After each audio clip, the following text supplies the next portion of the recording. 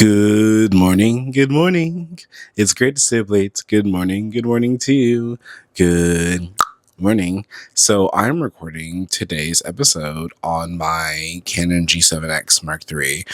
Trying this out for the first time with my microphone setup. So hopefully this goes well. Hopefully the audio is well, it's still good audio. I'm going to be really upset if it's not. If it's not good audio, this may be a video only. So if you're listening right now, congratulations. The audio is great. If not, just know that you can watch it on YouTube, and you probably are. Of course, once again, I live in New York City, so you're going to hear honking and other stupid, annoying shit. And I have the window open because it's warm in here. I don't have the fans on because the mic was picking up the fans. But yeah, it's warm in here. It's summer. Well, it's not summertime. It's springtime, but they still haven't turned the heat off fully yet in my building. Anyways, enough about that. Hi guys, welcome back to Your Opinion is Not Fact.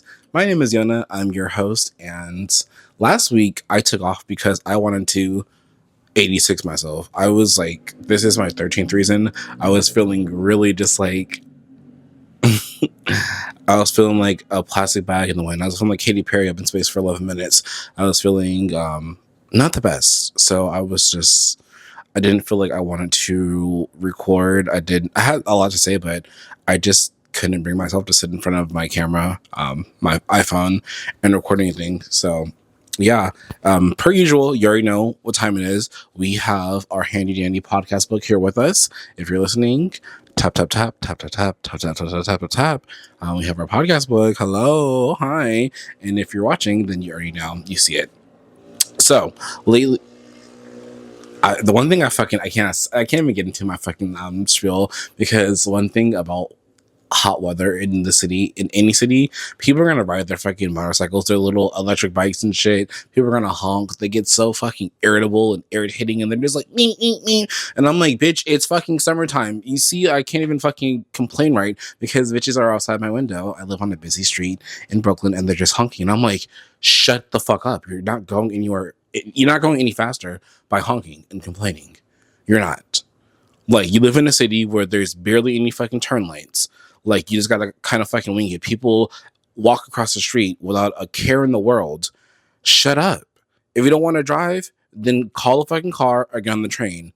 But all that honking, all that shit, shut the fuck up. I do not want to hear that shit. Pisses me off so bad. And then people on their fucking little motorized fucking bikes and shit. I'm like, this shit is so fucking ghetto. Like, it's too much. And I say ghetto as like, it's just like, it is like across the board, not attached to a raise, just putting a battery on a bike. That's some ghetto ass shit.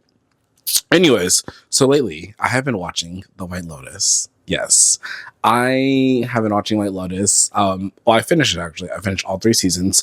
There might be some spoilers in here, so if you are not watching or you're not caught up, then you may want to skip this portion and find to where I move on to the next part of the show, next part of the segment. But I've been watching White Lotus, y'all, and let me tell you. I mean, I finished White Lotus. I keep saying I've been watching it. I finished White Lotus because I was going to talk about this when I was watching it, but then, anyways, depression. But he mentioned depression again. Ding, ding, ding, ding. Mark your premium card. Hello. But yeah, so I finished White Lotus, all 3 seasons. I can't wait for season 4. Season 2 is my favorite. If you don't know what White Lotus is, it is a anthology series where it focuses on different group of people each season. The White Lotus is basically a resort. It's like a very upscale, high expensive resort. The first one takes place in Hawaii. Second one takes place in Sicily. Third one takes place in Thailand. I think Bangkok, if I'm not mistaken. I want to say Bangkok. I could be wrong. Don't shoot the messenger, baby. I'm not sure. So the first one was really good. I really enjoyed it. Connie Britton was on season 1, and if Connie Britton's opening up your show, like how she did with White Lotus, how she did with American Horror Story, you're gonna have a banger of a show. If you can sign on Connie Britton to fucking work on your show for the first season, opening it up, baby, it's going to be a success. She has that certain je ne sais quoi. She has that certain that certain quality to her. She has that certain that it bitch energy. You know what I mean? Like she's that girl. She's that girl. I love her. Like Connie, you did your big one. Like I loved it. There was a there was a scene with her and Alexandra Daddario, excuse me. My sister's name is Alexandra Daddario. And she was like, wait, you're the journalist that wrote that piece on me? Well, you did a terrible job. Yeah, that was a hack job. I said, oh, clock her tea. Anyways, season 2 was so good. And just like the thing I like most about the show, I cannot speak today, y'all. I have a lot of nervous energy. Please forgive me. The bitch is going through it. I'm going through it so bad. So if I'm jumping all over the place, just relax, smoke a J, have a drink. Forgive me. I'm so sorry. But I like the show a lot because it really embraces and shows the wealth disparity between the classes of people, especially like it laser focuses in on white Americans and their wealth and how out of touch and how out of sorts they can be with the world. And I think that's a very interesting. I wrote down here, I was like, talk about how this series perfectly captures class disparity and how obtuse wealthy white people are. And they are. In the show, they are very obtuse. They are very out of touch. They are just like so needy, so selfish. And it's like, with the White Lotus, it's like, white vacations end up in like sex, scandal, or murder. One of the three. Like someone's going to fuck someone they shouldn't have, someone's going to do something they shouldn't have, and someone's going to fucking they're going to literally kill someone. It's guaranteed it's gonna happen. It's a murder mystery show, and it's like, bitch, in the beginning, someone always dies, and they get to figure out who it was and why it happened. And it's good. It works. Like, if you're like me and you're like, I don't want to watch a show about white people like complaining on vacation, blah, blah, blah. It's written so well. I promise you. Don't wait any longer. Watch it now. You have 3 seasons to binge, bitch. Like, lucky you. I wish I can go back and watch it for the first time again because, so good. Anyways, next segment, y'all. Do not, and I repeat, do not text your fucking ex. Look at me. Don't do it, bitch. It is not worth it. It is not worth it. I did that shit like 2-3 weeks ago, and I made the biggest mistake of my fucking life.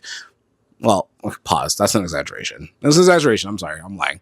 Not the biggest mistake of my life, but one of the biggest mistakes of my life. I text Javier. Yeah, I know. Boo, tomato. Why would you do that, stupid ass bitch? Because I was horny and lonely and bored, and nostalgia's not your friend, all right? Listen up, girls, gays, theys. Nostalgia is not your friend. You're removed from a person, right? And you look and you think like, what could have been, how things could have been, how great things were. That's not the fucking truth. That is your brain lying to you. She has on rose-colored glasses and that bitch can't see. I can't see. Bitch, I can't fucking see. Like, you can't see. You can't see clearly. You can't really gather and fathom that, no, he isn't worth shit. No, we didn't have all those great times because you're coloring out all the parts that sucked. Even within, like, the great memories, like, he probably did something to fuck it up and you were the one who had to bring it back. You were the one who had to suck it up. You were the one who had to compromise. Yeah. Nostalgia's a bitch. Fuck nostalgia. So here is a list of things that you can do instead of texting your ex. As I read from my book, you can see a movie. Go see Sinners. I hear it's great. I need to go see it. I'm probably gonna go see it tomorrow. Take myself out on a little movie date. That'll be fun for me. Eat a pizza, a whole pizza, not a slice. Eat a whole pizza. If you want to text your ex, eat a whole pizza, bitch, and you'll feel terrible in a different way. Okay. You can pull out your rose toy. You girls, you know what I'm talking about. Pull out that rose, charge it up. Or if you have a penis, pull out your old sock from underneath your bed. And if that one's too crusty and just to use, go get a new one. Warm it up. Put a little bit of petroleum jelly in there and slip and slide and up and down we go. Sliding on that dick. Okay, I'm done. You can organize your closet. You can organize your closet. Yes, it's springtime. Clean up your fucking room. I know your room looks fucking crazy. Wash your fucking sheets. Yeah. Yeah. You're texting your old nigga from like you're texting your old nigga from your cracked iPhone 13 and dirty sheets, bitch. What are you doing? Why are you doing that? Cut it out. Have some self-respect. Please and thank you. Y'all, Mother is on tour. I repeat, it's not a fucking joke. This is not a fucking drill. Beyonce's tour has started officially on the 28th, April 28th. So, like a couple of days ago. Today's the 1st, actually. Happy 1st of the month. Happy 1st of the month, everybody. Oh my God. And if you're at home listening, I have on a Vera Wang gown. My hair is in a 512 bust down, middle part. I look really pretty, and I wish that you would watch the show so you can see me in my Vera Wang custom gown and my 512 middle part jet black bust down. Anyways, she's on tour, and I'm super excited. I've been trying to avoid social media. I've been trying to avoid even she's been posting about the tour, and I'm like, I don't want to see shit. But I will say I did see when Blue Ivy did that walk down, okay, to Deja Vu. And baby, I can't go anywhere without thinking that you're there. Seems like everywhere it's true that I be having deja vu. Cause in my mind, I want you here. Get on the next plane, I don't care. It's because I'm missing you that I'm having deja vu. Yes. Come on, B. The spirit of beach took over me. Yes, God. Jesus is my king. I don't know where that came from. I've been doing a lot of like fake praise worshiping at work and at home and in between. I think that shit is so funny. Anyways, she did that walk down.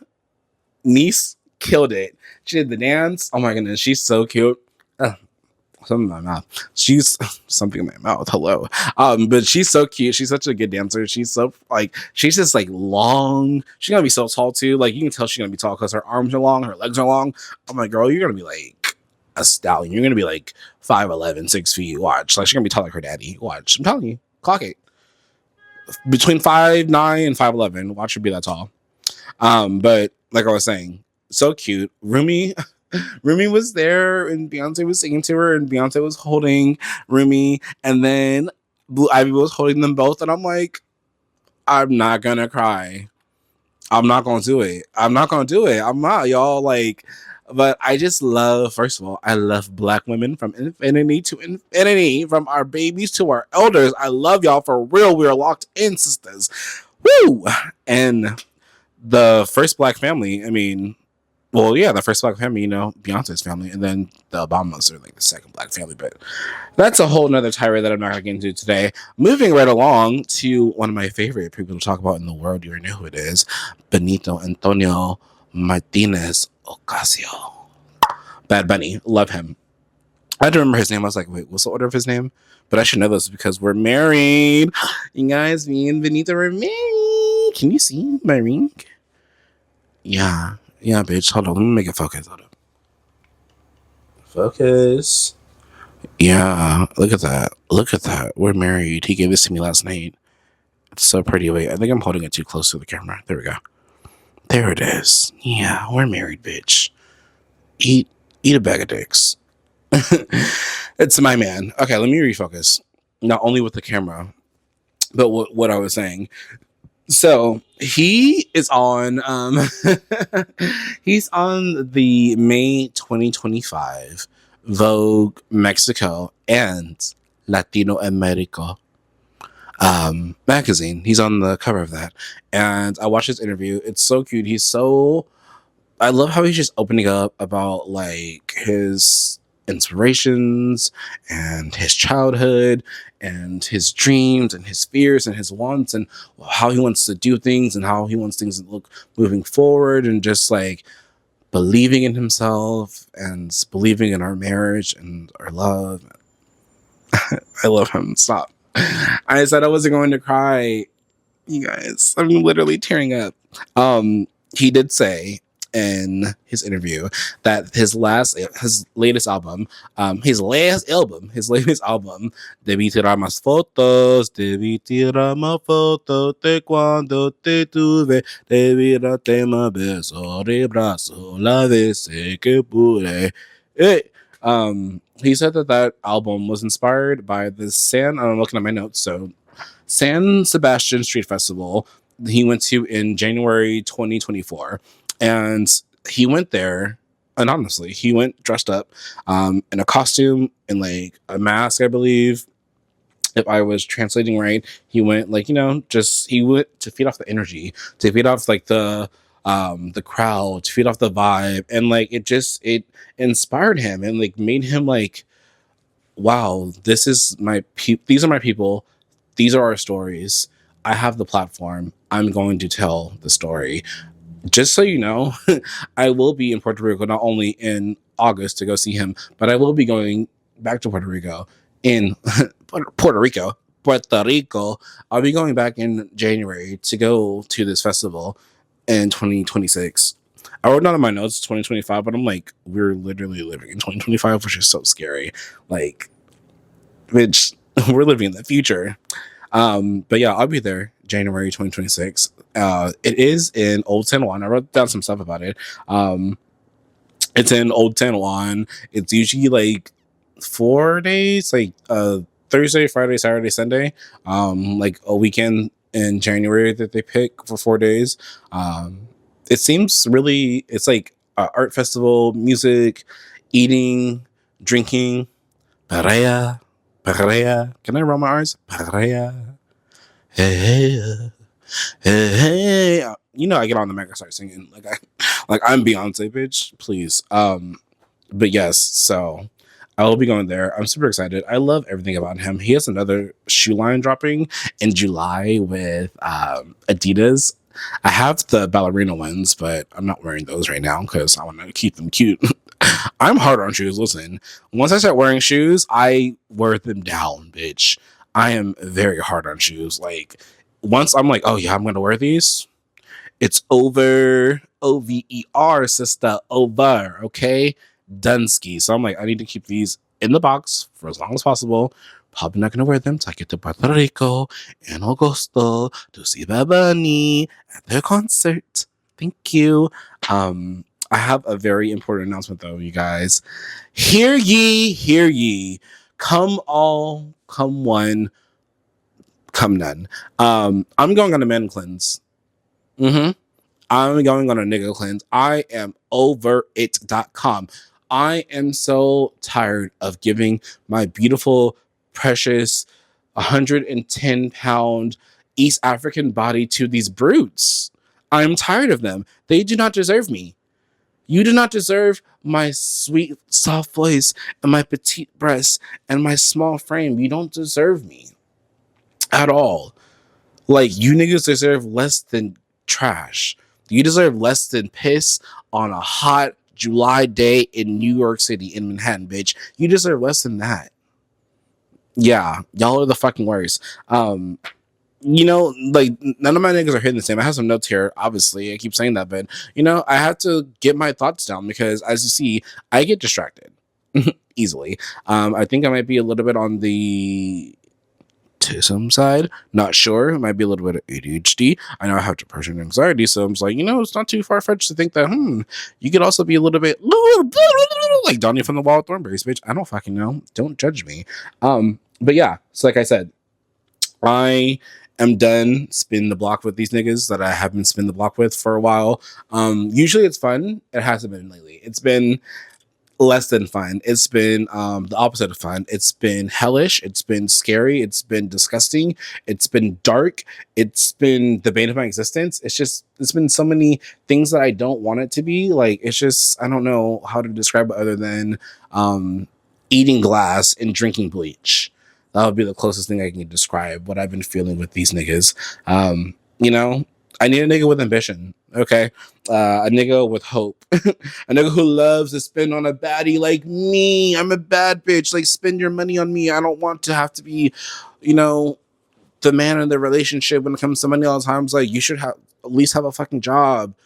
and a job that, like, not just a job, but a job that pays relatively well. You know, like, especially here in New York City, I'm like, if you're comfortable playing that game where you're like living check to check and shit sucks, and but you're always outside, you're always, you have no savings, you have no ambition, you have no goals, you have no nothing going on. If that's you, stay far the fuck away from me. Let me say that one more time. If you don't have goals, ambition, drive, hope, dreams, a place to call your own, even if you have fucking roommates, who gives a shit? I have roommates. But it's like, even if, like, like, if you stay at your mama's crib, stay far the fuck away from me. I can't do it no more. I cannot be a fucking healing hotel for niggas who are in an emotional recovery or actual recovery. Clock that T. Okay, clock it. Ding, ding, ding, ding, ding. Ring the bell, bitch. Ring the motherfucking bell, because a lot of these niggas are fucking addicts too. I can't do it. I can't do it. I have to come back to my form. Have to come back to myself. Have to come back to my truth. Even Beyonce took a break before she dropped Renaissance. And just as a phoenix rises up from the ashes, just as Maya Angelou rose up to be a phenomenal woman, I too am rising up to be the bad bitch that I know the fuck I am inside, deep down inside, and on the outside too. Okay? Clock the face card, clock the body card, clock 8, honey. Don't play with me. Please don't. Don't play with her. Do not play with her. So I wrote a little piece, a little small passage to all my ex niggas, and it goes a little something like this. So I hope you enjoy it. To my old niggas, rest in piss, bitch. I hope everything sucks without me. Fuck ass nigga. And that's where we're going to end the podcast. I love you guys so much. Thank you so much for watching on YouTube, listening on Spotify and Apple Podcasts. You know where to find me. All the socials will be down below. If you have any salacious, scary, spooky, hunty stories, you can email me at youropinionisnotfactpodcast@gmail.com. Once again, it's youropinionisnotfactpodcast@gmail.com. One day, one of you bitches are going to use that fucking email, and I'm going to answer your question or stories or whatever. And you bitches, like, when this starts to really popping the fuck off and you're like, oh my god, like, how can I get close to Yona? You can't. You had your chance and you can't. So sorry. Sucks to suck, bitch. Should have jumped on the bandwagon when it was still early in the game, ho. But yeah, follow me on my socials. Send love. Stop fucking your ex. Stop texting him like girlfriend, please. Especially before I leave you, sister. If he's wearing Ethica draws, if your nigga wears Ethica draws, just know that you definitely have herpes. You definitely have a UTI infection, and that smell that's coming from your pussy is him fucking other bitches raw and then getting their juices on his dick and then fucking you in the same exact night. I love you. Have a good night, and I will see you next week. Mwah. Bye.